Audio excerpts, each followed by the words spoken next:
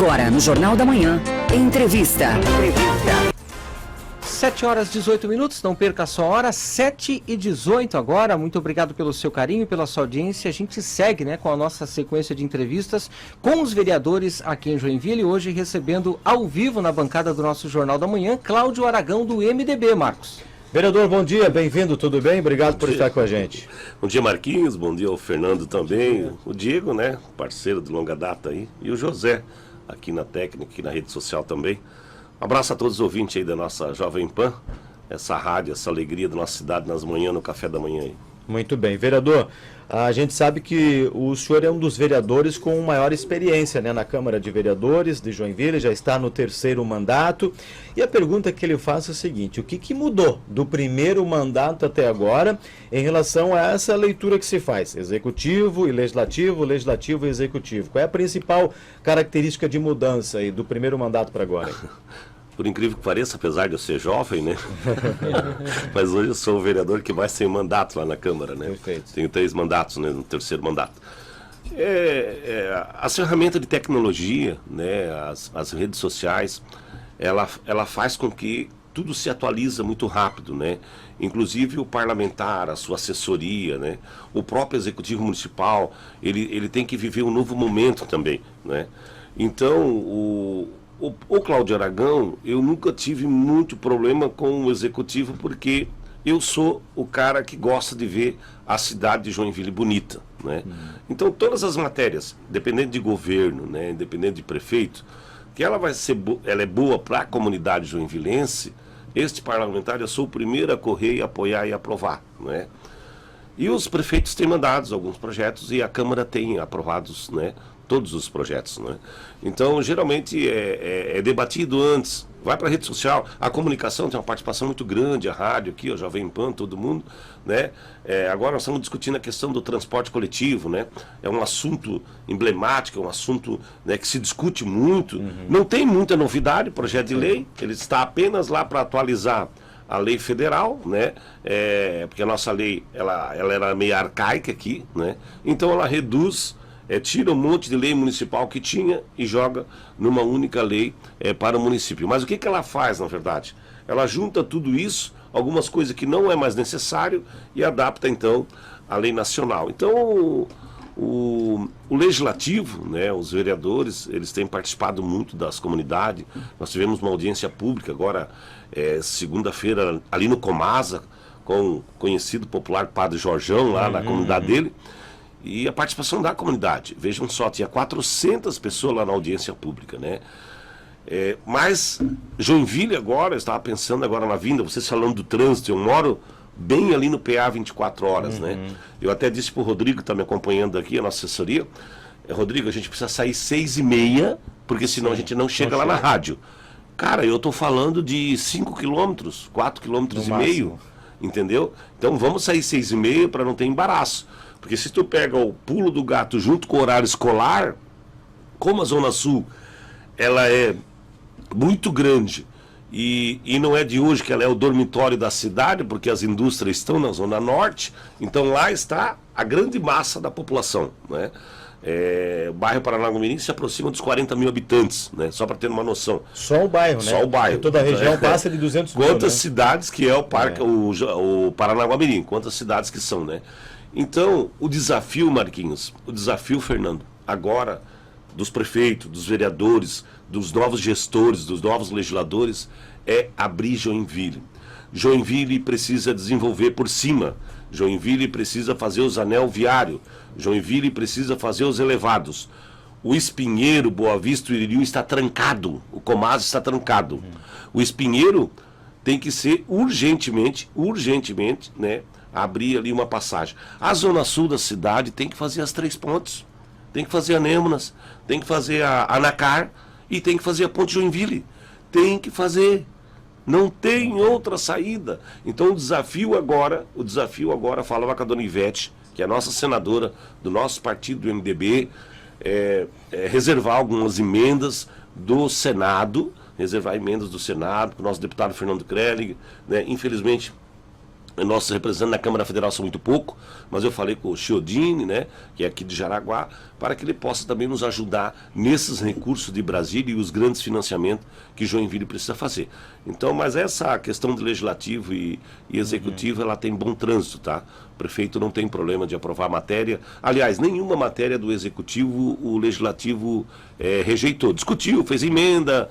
O legislativo tem que discutir, né? Porque senão não tem por que a casa existir, né? Então, mas sempre aí acordamos com os vereadores, né? E aí votamos a matéria. Mas a reforma da administrativa, o senhor foi bem crítico ano passado, inclusive até na tribuna o senhor falou que ia entrar na justiça em razão da reforma administrativa.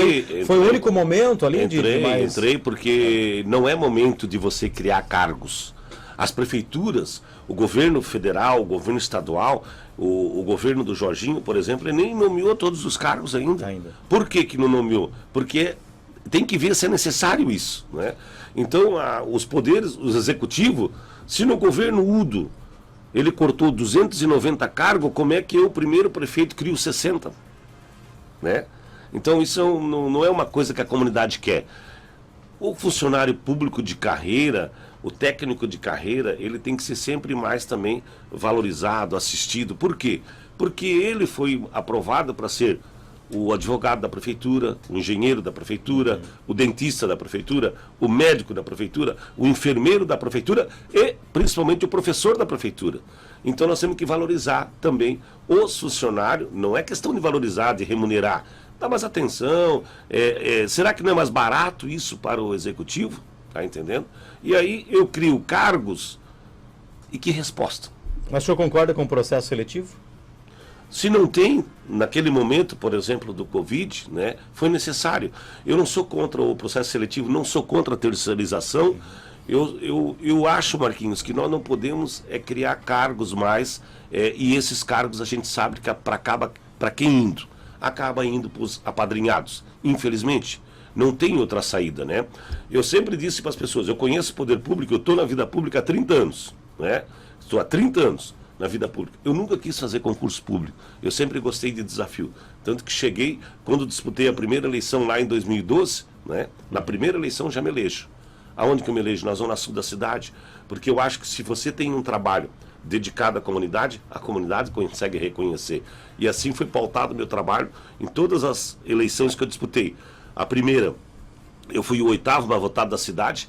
2016 eu fui o 6º mais votado. E agora eu fui o 5º mais votado da cidade. Então eu sempre evoluí, sempre cresci e sempre gosto de disputar, dialogar.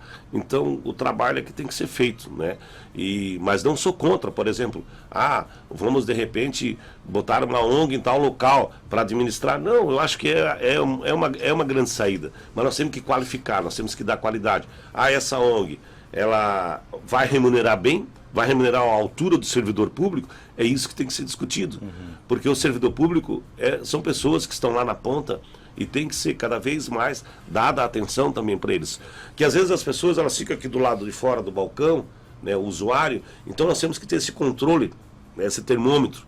Tem a pessoa que está ali na necessidade de ser atendida e o servidor também é um ser humano.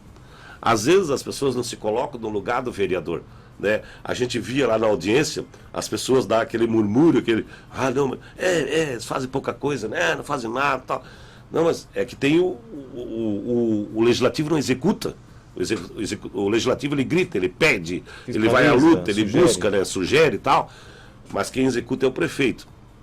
Então lá na ponta também, o servidor público, às vezes a gente não consegue entender, né? O servidor público, ele é pai, ele é mãe, mas o usuário também é pai e mãe. Então tem que ter esse controle, né? Tem que ter esse controle, onde se discutia essa questão de dar uma punição para quem falta. Bom, mas por que o cara faltou? Qual é a razão? Tem que saber também, né? Questão do aplicativo, tem que ver, porque as pessoas, quem mais usa a rede de saúde? Quem mais usa, né? Joinville tem 30 e pouco por cento dos aposentados. Quem mais usa a rede de saúde, a UBS, são os aposentados. Então, será que os idosos estão preparados para usar um aplicativo? Então, essa discussão tem que levar lá para o Legislativo também. Não dá para o Executivo entrar, não, tudo bem, o Executivo pode fazer isso, é prerrogativa dele? Pode. Mas e aí? Então, atenção, Comissão de Saúde, atenção, Legislativo, como que vai ficar? Muitas pessoas já me ligaram sobre isso. E a pergunta é essa. Se eu, Executivo, hoje, do jeito que está, as pessoas vão lá no balcão, eu não consigo atender, porque eu não tenho funcionário, eu não tenho pessoas para atender, está faltando enfermeiro, está faltando médico, está faltando remédio. E com o aplicativo, que é mais veloz, eu vou ter? Essa é uma pergunta. Eu vou ter? Porque o aplicativo é fácil. E como que eu vou regular isso? Tá, se hoje eu não consigo marcar o médico lá no balcão, para quando que vai ficar o médico da sua mãe, do seu pai, pelo aplicativo? Ele vai marcar para dezembro? Entendeu? Ele vai marcar para o ano que vem? Então tem que ter tem que discutir muito isso antes de largar. Antes de largar. Não tem modelo nenhum no Brasil dessa forma. Né? E para funcionar, outro dia lá na Câmara queria fazer um aplicativo também para o pessoal fazer as reclamações. Tá, mas quem vai responder? Porque hoje a rede social está aí, a velocidade está aí. Mas peraí, como é que você vai responder tudo? Sim. Então é uma grande discussão. Desafio, né? Vereador, agora saindo um pouquinho da área da saúde, da infraestrutura, da pavimentação, a gente fala sobre a Comissão de Segurança, né? Que discussões estão sendo priorizadas este ano? Eu vou aqui pautar entre elas algumas reclamações, algumas queixas que acabam chegando aqui para nós através do WhatsApp da Jovem Pan, né? Como é o caso, por exemplo, da questão do roubo de fio de cobre, né? Tem, por exemplo, lugares onde toda semana é registrado, ou seja, 3 vezes por mês é registrado o roubo, sempre no mesmo ponto de fio de cobre. A questão também, né, não vou dizer do aumento, porque nós não temos esses dados em mãos, mas a continuidade de moradores de rua que acabam circulando pela área central da cidade. Como é que a Câmara está podendo ajudar nessa questão de discussão deste ano? Como vai poder ajudar? O grande centro, né? Eu conversava com um amigo que vai ser entrevistado daqui a pouco ali. O grande centro, ele traz a massa, né, para a cidade. Joinville tem uma característica diferente. Joinville, a área central, ela está um pouco movimentada. Por quê? Cada bairro tem o seu centro. Nós somos 43 bairros. Dos 43 bairros de Joinville, 30 tem já a vida própria. Tem banco, tem tudo. Eu falo de mim ali no João Costa, né? Temos o PA, digo pra turma, tem até uma coisa... 15 assim também, né? Tem uma coisa boa lá, tem até um cemitério lá, vai ter campo de futebol também. Tem tudo. Mas assim, ó, a Comissão de Segurança, por exemplo, que legal, essa lei é minha. A Câmara não tinha comissão de segurança para discutir. Né? A Comissão de Segurança, quem criou foi esse parlamentar, né? Num projeto de resolução de minha autoria. O roubo e o morador de rua, esse roubo pequeno que o cara toma lá da cá, que é para o uso da droga e morar na rua, é a mesma coisa. São os mesmos, as mesmas pessoas, né? Só que Joinville está crescendo numa velocidade muito grande com o morador de rua. O que acontece? O governo municipal ele tem que adotar uma política, o executivo tem que adotar uma política de como tratar essas pessoas, de como resolver essa situação. Mas isso o executivo ele não vai conseguir sozinho. Ele vai ter que pedir socorro para o terceiro setor, ele vai ter que pedir ajuda para as igrejas e principalmente para os empresários. De que forma? Eu preciso... Porque o cara com fome, Fernando, tu não consegue fazer nada. Imagine um cara chegando na tua porta com esse sol quente que você anunciou hoje, um calorão aqui, né? Não foi você, mas está aí, né? Brincando, né?